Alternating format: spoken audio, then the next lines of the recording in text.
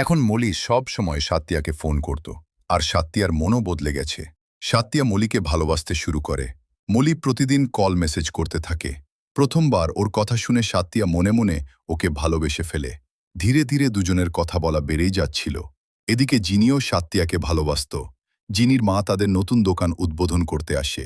তখন বাইরে এক লোক বলে, আপনিও আপনার ছেলেকে বিয়ে দিয়ে দিন। তখনই লক্ষ্মী, ওর ভবিষ্যৎ সাত্তিয়াও কিছু কেনার জন্য দোকানে আসে। জিনি তখন সাত্তিয়াকে দেখে ফেলে। ও বেচারা আগে থেকেই সাত্তিয়াকে ভালোবাসত, কিন্তু সাত্তিয়া ওকে পাত্তা দিত না।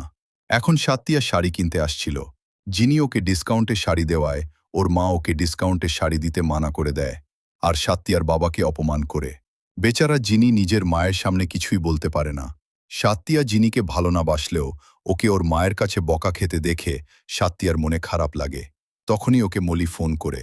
যতই তাদের কথা আগাতে থাকে, ততই তাদের প্রেম গভীর হচ্ছিল। দেখা যাক সাত্তিয়া কাকে বিয়ে করে, মলি নাকি জিনিকে।